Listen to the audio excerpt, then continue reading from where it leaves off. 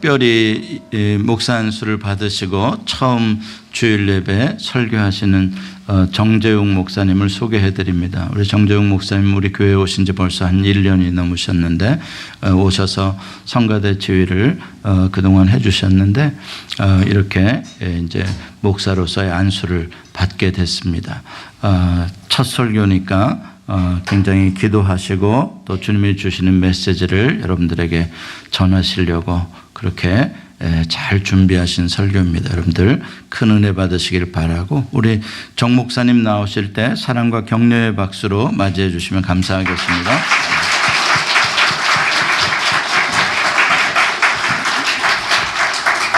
할렐루야. 주일 예배 오신 여러분 주님의 이름으로 환영합니다. 맨날 제 뒤통수만 보다가 이제 얼굴 보시니까 어떠세요? 저도 여러분을 이렇게 앞에서 보게 되니 너무 반갑고 감사합니다. 우리 잠깐 기도하겠습니다. 부활의 소망 되신 하나님, 모든 만물의 창조주시며 복의 근원 되신 하나님께 찬양과 경배를 드립니다. 부족한 종을 단에 세우시고 말씀을 전하게 하신 하나님의 크신 은혜에 감사드립니다. 전하는 자의 입술과 듣는 성도들의 귀를 주관하사 오직 하나님의 말씀만 전하고 듣는 귀한 은혜 있게 하옵소서. 모든 것을 주님께 맡기며 이 모든 말씀 우리 주 예수님의 이름으로 기도드립니다. 아멘.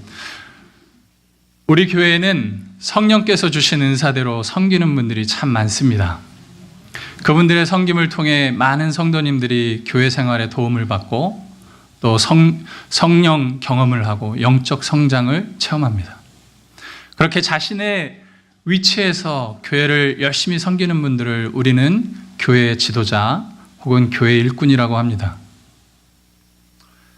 어떻게 하면 하나님께서 부여하신 사명과 직분을 잘 감당할 수 있을까요? 목사, 장로, 소그룹 리더뿐만 아니라 주님의 몸된 교회를 섬기고 성도를 섬기는 분들을 다 하나님의 일꾼이라고 합니다. 여러분 오늘 일꾼으로서 이 자리에 예배에 참석하셨습니다. 오늘 말씀을 통해 하나님께서 어떻게 우리가 하나님의 참된 일꾼이 될 수 있는지 함께 보도록 하겠습니다.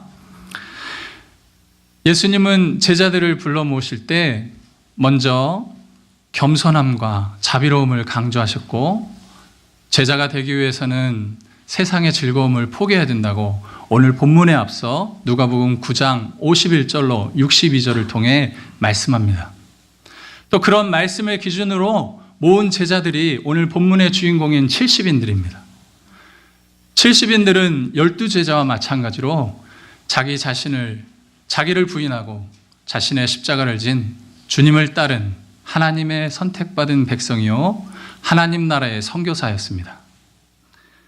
그런 제자들에게 이제 모든 가르침을 마치시고 파송하시면서 그래도 마음이 놓이지 않으셨든지 오늘 본문 말씀을 통해 제자들에게 첫 번째, 먼저 기도하는 일꾼이 되라. 두 번째, 너의 능력과 힘과 지혜를 의지하지 말고 오직 하나님께서 공급하시는 힘만 의지하는 일꾼이 되라. 세 번째, 만나는 사람에게 말씀을 담대하게 전하되 축복의 말을 하는 일꾼이 되라. 또 네 번째, 무엇을 먹고 마시든 불평하지 말고 늘 감사하는 일꾼이 되라고 제자들에게 당부하십니다. 첫 번째로 기도하는 일꾼이 되라고 당부하신 이유는 3절 말씀에 우리가 이리 가운데 보내진 양 같기 때문이라 합니다. 이리 가운데 보내진 양, 어떤 느낌이 드시나요? 목자의 보살핌이 없이는 결코 살아남을 수 없는 존재를 말합니다. 그러므로 우리는 하나님의 도움이 없이는 아무것도 할 수 없는 연약한 존재입니다. 따라서 더욱 주님께 기도하기 힘써야 합니다.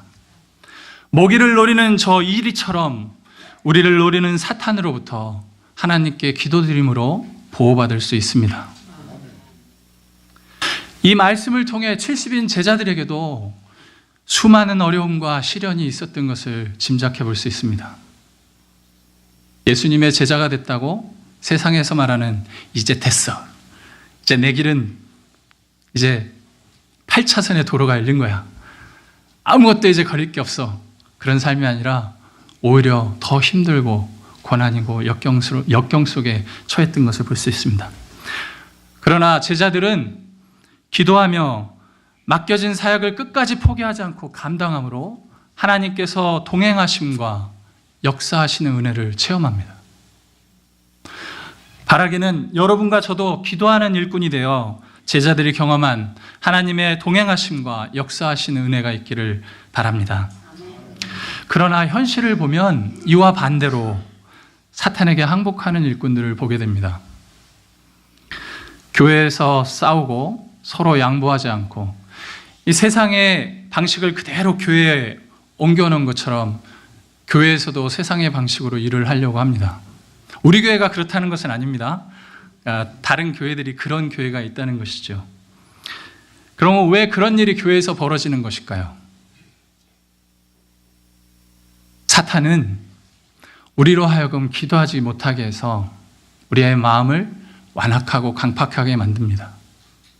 그리고 우리 마음의 보좌에서 예수님을 밀어내고 우리의 못난 자아가 그 자리를 택하게 합니다. 그리고 우리를 교만하게 만듭니다. 심지어는 별일도 아닌데 우리를 상처받게 하고 시험 들게 합니다.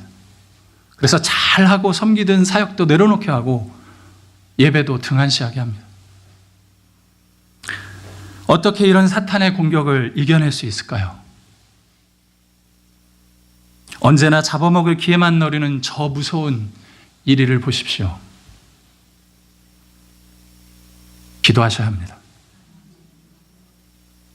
예수님께서는 제자들을 보내실 때 그들에게 닥칠 위험을 제거하거나 안전한 지역으로 보내지 않으셨습니다. 예수님께서 가시려고 하셨던 지역에 제자들을 파송하셨는데 특별히 요단 건너 베레아 지방, 오늘의 요르단으로 제자들을 파송하셨습니다. 요단 건너 베레아는 유대인에게 경멸의 대상도 아니요 적개심의 대상도 아니었습니다. 요단 건너 베레아는 오히려 무관심의 대상이었습니다. 예수님은 아무도 관심 두지 않는 지역에 제자들을 보냈습니다. 그러나 제자들의 여행길은 그들만의 외로운 여행길이 아니었습니다. 왜냐고요? 그들이 기도할 때 하나님께서 함께 하셨기 때문입니다. 그리고 그들에게 주님의 권능과 은사를 행할 수 있는 능력도 주셨습니다. 하나님의 일꾼이 된다는 것은 굉장히 외롭고 고독한 일입니다. 아무도 관심 두지 않고 나 혼자뿐이라고 생각될 때 주님께서 함께 하심을 기억하시고 기도하시기 바랍니다. 2007년 7월 13일이었습니다. 분당에 있는 샘물교회에서 의료 단기 선교팀을 아프가니스탄에 파견합니다. 당시에 아프가니스탄은 분쟁 지역이었습니다. 탈레반과 미국이 전쟁하는 전쟁터였죠. 그래서 대한민국에서는 그 땅을 여행 금지 국가로 지정했습니다. 그러나 그들은 그런 위험에도 불구하고 그 땅에 선교를 나갑니다. 수도 카불에서 의료 선교를 마치고 이제 남쪽으로 약 175km 떨어져 있는 칸다하르 지방으로 이동하던 중에 탈레반에 의해 납치됩니다. 탈레반은 종교적인 이유가 아니라 정치적인 이유로 샘물교회 단기 선교팀을 납치했고 또 자신들의 의견을 들어주지 않으면 인질 중에 한 명을 살해하겠다고 통보합니다. 예정된 날이 됨에도 불구하고 그들의 요구를 들어주지 않자 인질로 잡혀있는 샘물교회 선교팀에게 한 명을 뽑으라고 통보를 합니다. 자신들이 뽑은 게 아니라 그 선교팀원들에게 한 명을 뽑으라고 합니다. 그때 동행했던 전도사님이 자신이 최고 연장자니까 자신이 나가겠다고 자원했다고 합니다. 그러자 그 선교팀의 인솔자였던 배영규 목사님께서 어디 전도사가 감히 목사가 하는 길을 막아! 그러면서 나가시는 전도사님을 만류하고 본인이 나갔다고 합니다. 그리고 온몸에 10발의 총상을 입으시고 순교하셨습니다. 인간에게 가장 큰 두려움과 공포를 느끼게 하는 순간은 생명의 위협을 받을 때라고 합니다. 죽음의 공포는 그리스도인들에게도 하나님의 약속을 포기하게 하는 가장 큰 원인이지요. 그러나 배용규 목사님은 죽음의 공포 앞에서도 흔들림 없이 신실하게 하나님께서 맡겨주신 소임을 다 하셨습니다. 그렇습니다. 하나님께서 세우신 기도하는 일꾼은 어떠한 시련이 오더라도 결코 흔들리거나 넘어지지 않습니다. 죽음의 공포 앞에서 배영규 목사님의 믿음이 더욱 견고하고 확고하게 세워질 수 있었던 이유가 무엇이었을까 생각해 봤는데, 성도님들의 기도 후원과 목사님의 기도의 힘이었다고 생각합니다. 여러분과 저도 기도하는 일꾼이 되어 하나님께서 맡겨주신 소임을 다하는 은혜가 있기를 소원합니다. 2절 말씀 함께 보시겠습니다. 함께 봉독하실까요? 시작. 이르시되 추수할 것이 많되 일꾼이 적으니 그러므로 추수하는 주인에게 청하여 추수할 일꾼들을 보내주소서 하라. 아멘. 그러므로 추수하는 주인에게 청하여 추수할 일꾼들을 보내주소서 하라. 왜 주님은 하나님께 우리를 하나님의 일꾼으로 사용해달라고 기도하라 하실까요? 하나님의 일은 우리가 계획하는 것이 아니라 하나님의 섭리대로 이루어지기 때문입니다. 또 하나님의 사역은 하나님이 허락하지 않으시면 우리가 아무리 우리 의지와 계획을 가지고 행할지라도 이루어질 수 없기 때문이죠. 우리는 주어진 환경과 사역에 충실해야 됩니다. 그리고 하나님의 섭리하심에 순종해야 됩니다. 모세의 삶을 한번 살펴볼까요? 모세는 이스라엘 백성을 해방하기 위해서 스스로가 계획한 일이 아무것도 없습니다. 태초 이전에 하나님께서 모세를 하나님의 일꾼 삼으시고 애국 공주의 양자 되게 하신 분도 하나님입니다. 그리고 궁궐 생활을 체험하게 함으로 후에 바로와 대항할 수 있는 힘도 키워주셨습니다. 그리고 광야로 보내서 양들을 치게 함으로 이후에 이스라엘 백성들을 광야에서 잘 돌볼 수 있게 힘을 주신 분도 하나님이십니다.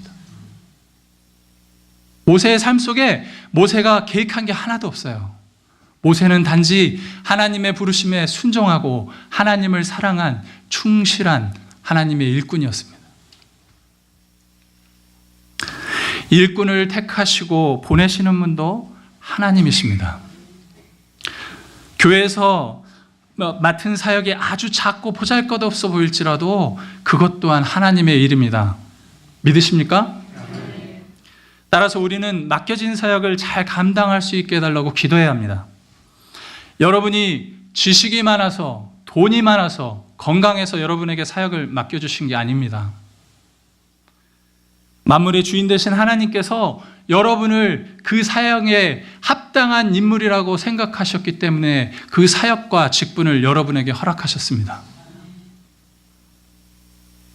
여러분이 하고 싶다고 할 수 있는 사역은 없습니다. 왜냐하면 사역은 하나님의 일이고 하나님이 저와 여러분을 교회의 일꾼 되게 하시기 때문이죠. 데살로니가 후서 1장 11절로 12절 말씀 함께 보도록 하겠습니다. 함께 봉독하겠습니다. 시작. 그래서 우리는 하나님이 여러분을 그의 부르심에 적합한 사람으로 여기시고 여러분의 모든 선한 목적과 믿음의 일을 그분의 능력으로 이루어 주시기를 기도합니다. 그것은 우리 하나님과 주 예수 그리스도의 은혜로 우리 주 예수님의 이름이 여러분에게서 영광을 받고 여러분도 그분 안에서 영광을 받도록 하기 위한 것입니다. 아멘. 바울 사도와 동행한 그 전도자들이 기도한 것처럼 우리도 하나님이 우리를 그의 능력, 그의 부르심에 적합한 사람으로 여기고 우리의 모든 선한 목적과 믿음의 일을 하나님의 능력으로 이루어 주시기를 기도해야 합니다. 왜냐하면 오직 하나님의 은혜를 통해서만 그리스도의 영광을 드러내고 그 안에서 우리도 영화롭게 되기 때문입니다.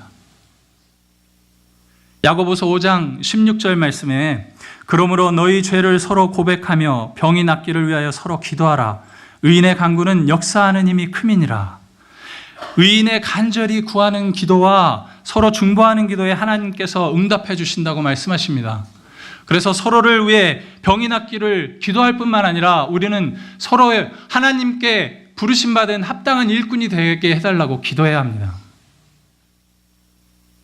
세계 각지에서 복음을 전하기에 헌신하고 수고하시는 선교사님들에게 물질로 후원할 수 있는 능력이 모든 성도님들에게 있는 것은 아닙니다.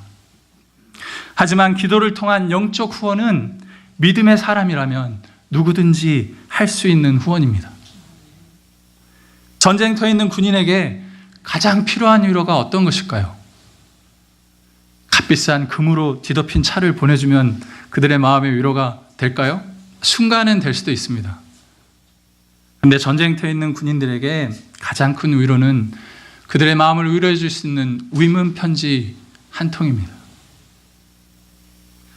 마찬가지로 영적인 전쟁터에 있는 하나님의 군사들에게 여러분의 기도가 가장 중요한 후원입니다. 따라서 여러분이 시간 날 때마다 선교지에 있는 선교사님들과 또 목사님들을 위해서 기도하시기 바랍니다. 또 교회에서 혹은 삶의 현장에서 먼저 주님께 기도하는 하나님의 일꾼 되시기를 축복합니다. 두 번째로 예수님께서는 하나님만 의지하는 일꾼이 되라고 제자들에게 당부하십니다. 4절 앞부분을 보시면 전대나 배낭이나 신발을 가지지 말며 말씀합니다. 이 말씀은 낮은 자의 자리에서 겸손하게 자신의 소유한 그 어떤 것도 의지하지 말고 주님께서 공급하시는 힘만 온전히 의지하여 복음을 전하고 사역에 힘쓰라는 말입니다. 또 4절 후반부에 보시면 길에서 만나는 사람과 인사도 하지 말라고 합니다.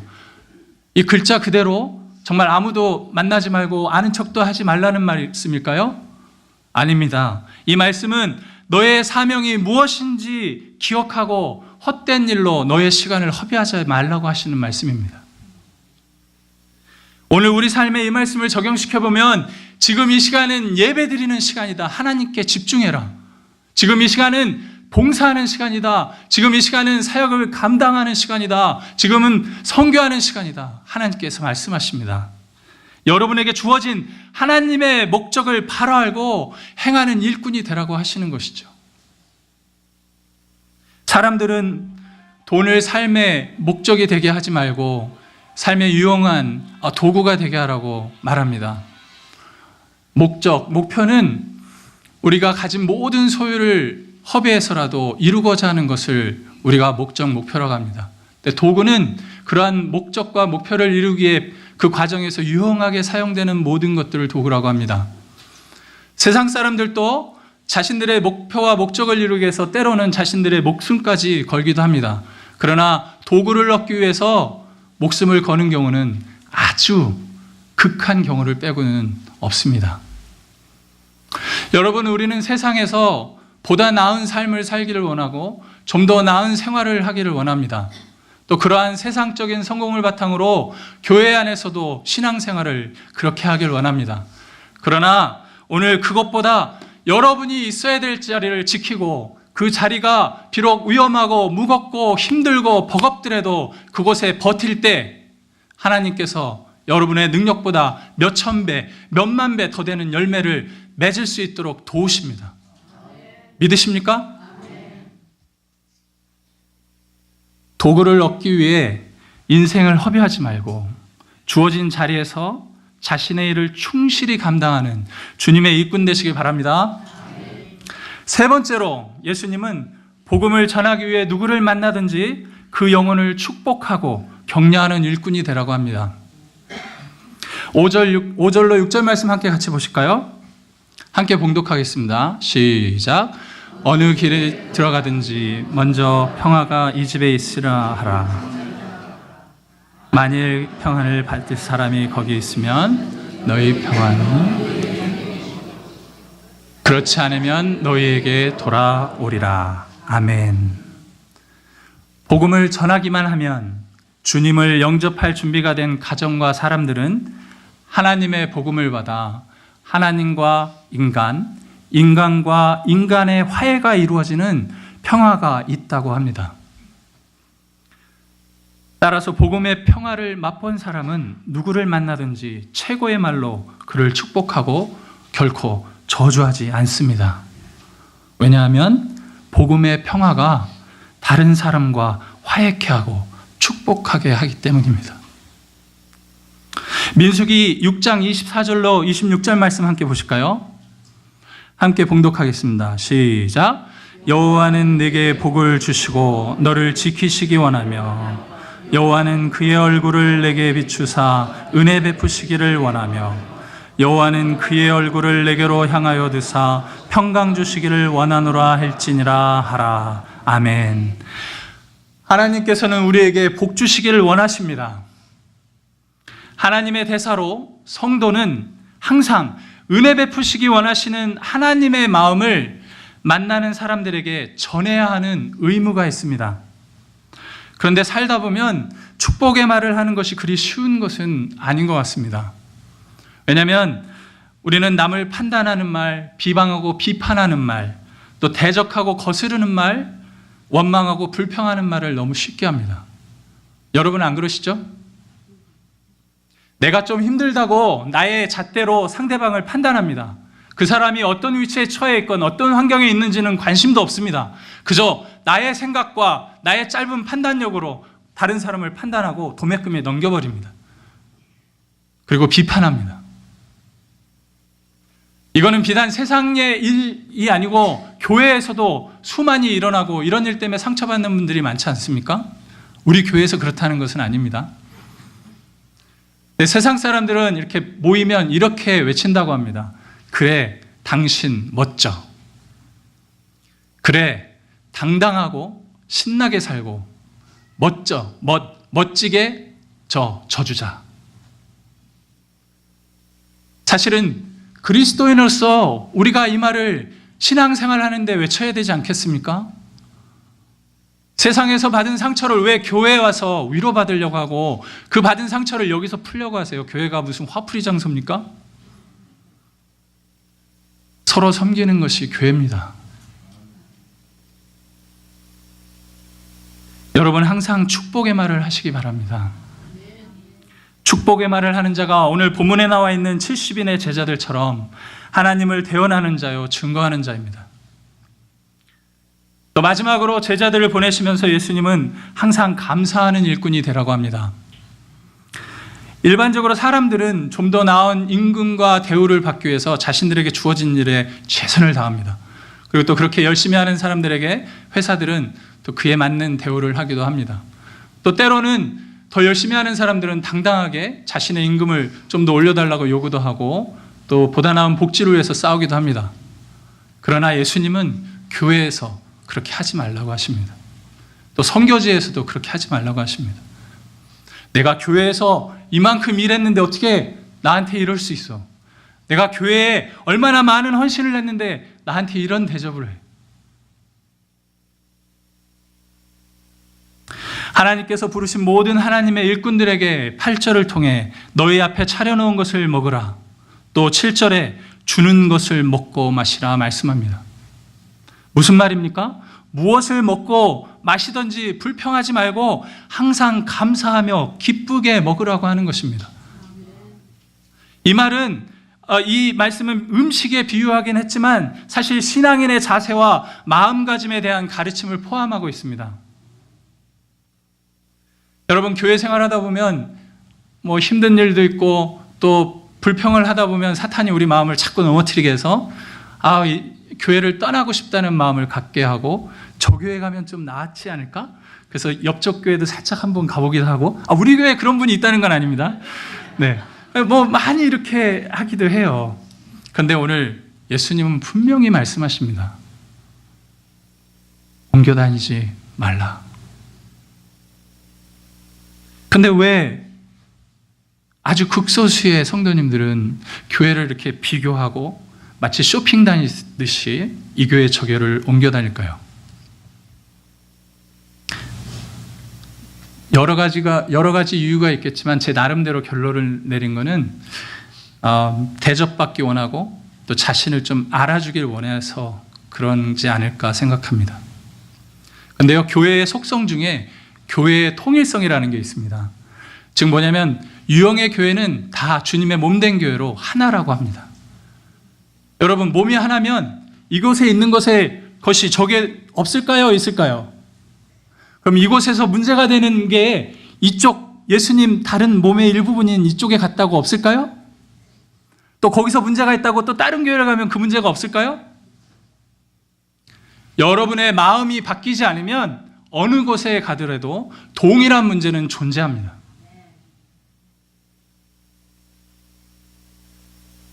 교회는 대접받는 것이 아니라 섬기는 곳입니다, 여러분. 서로 섬기기 좋아하고 대접하기를 좋아하는 교회, 늘 감사가 끊이지 않는 교회가 하나님의 아름다운 공동체로서 교회가 아닐까요? 항상 섬기기를 사모하고 주신 은혜에 감사하는 주님의 참된 일꾼 되시기를 기도합니다. 제자들을 파송한 목적이 뭐예요? 지금 예수님이 제자들을 파송하잖아요. 제자들을 파송하는 목적이 뭐라고 그랬어요? 복음을 전하라고. 그렇죠? 그러면서 예수님께서 16절을 통해 이렇게 말씀합니다. 16절 함께 보실까요? 자, 함께 읽겠습니다. 시작. 누구든 너에게 듣는 자는 나에게서 듣는 자요, 누구든 너를 거부하는 자는 나를 거부하는 자다. 그리고 누구든 나를 거부하는 자는 나를 보내신 이를 거부하는 자다. 아멘. 다시 정리하면 복음을 전하는 자가 다 하나님의 대사요 대언자라는 것입니다. 이번에 니카라과 단기 선교에 동참하신 선교사님들, 여러분은 그곳에 하나님의 대사로 가시는 것을 명심하시기 바랍니다. 오늘 예수님이 제자들을 파송하시면서 가르쳐 주신 대로 그곳에 가셔서 늘 기도하는 일꾼이 되시길 바랍니다. 또 기도를 통해 주님과 동행하시고 더 나아가 하나님만 의지하는 일꾼 되십시오. 또 하나님의 일꾼이 된다는 것은 전적으로 하나님의 주권을 인정하는 것입니다. 일이 좀 더디게 진행된다고, 또 어떤 일이 잘 안 풀린다고 짜증내지 마시고 하나님의 때를 기다리면서 인내하시고 또 늘 축복의 말을 하는 하나님의 일꾼 되시기 바랍니다. 또 누구를 만나든지 담대하게 여러분이 들어 배우고 알고 있는 복음을 전하기를 축복합니다. 그리고 그 가운데 늘 축복의 말만 하는 하나님의 일꾼들 되십시오. 또 선교지에 가면 물도 갈아 먹어야 되고 음식도 우리가 먹는 거랑 달라서 고생하시는 분들도 있을 텐데, 오늘 제자들에게 주님이 말씀하신 것처럼 무엇을 먹고 마시든지 불평하지 마시고 늘 감사하는 일꾼 되시길 축복합니다. 그렇게 신앙생활, 그렇게 이제 교회에서도 마찬가지예요. 그런 지금 주님이 가르쳐 주신 이 가르침대로 신앙생활할 때 오늘 17절 말씀 함께 보실까요? 17절 말씀 한번 보시면 함께 봉독하겠습니다. 70인이 기뻐하며 돌아와 이르되 주여 주의 이름이면 귀신들도 우리에게 항복하더이다. 아멘. 제자들이 예수님의 가르침대로 참된 일꾼 되었을 때 제자들이 성격 마치고 돌아와서 뭐라고 고백합니까? 주의 이름으로 귀신들도 우리에게서 항복하더이다. 지금 신이 났어요. 선교지 갈 때는 아무도 관심 갖지 않고 그게 어느 땅인지도 모르는 곳에 보내져서 불안하고 두려운 마음에 갔는데 예수님 이름으로 나갔더니 귀신들도 항복하는 은혜를 체험한 거예요. 주님께 달려와서 주님의 이름으로 전했더니 귀신들도 항복하는 일이 일어났습니다. 그랬더니 20절로 예수님이 뭐라고 하신지 아세요? 20절 함께 보겠습니다. 함께 봉독하겠습니다. 시작. 그러나 귀신들이 너에게서 항복하는 것으로 기뻐하지 말고 너의 이름이 하늘에 기록된 것으로 기뻐하라 하시니라. 아멘. 여러분, 사역지에서 교회에서 지금 제자들에게 가르쳐 주신 말씀대로 사역하고 일할 때 여러분의 사역에 열매가 있을 수도 있고 또 하나님의 이적을 체험할 수도 있습니다.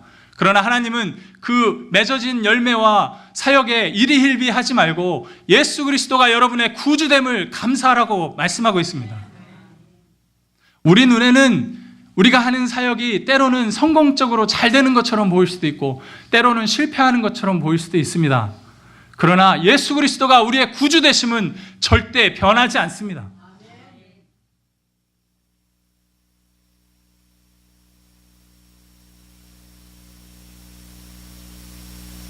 샘물교회 선교팀으로 함께 동역했던 유경식 전도사님과 그 사역지에서 구사일생으로 살아온 선교팀원들은 그 포로로 잡히고 죽음의 공포의 트라우마 때문에 하나님을 떠났을까요?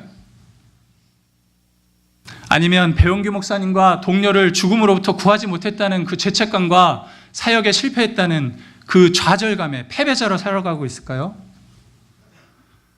유경식 전도사님은 이제 목사님이 되셔서 복음을 열심히 전하고 계시고, 다른 선교 팀원들은, 선교사님들은 지금도 아프가니스탄의 선교사로 계속 의료 선교를 하고 있고, 또 그 선교 영역을 이제 시리아까지 넓혀서 계속 하나님의 충성된 종으로 살아가고 있습니다.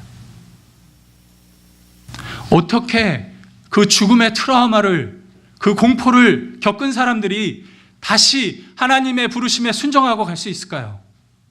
어떻게 교회에서 상처받은 우리가 다시 하나님의 부르심에 무릎 꿇고 하나님의 순종하고 나갈 수 있는 일꾼이 될 수 있을까요?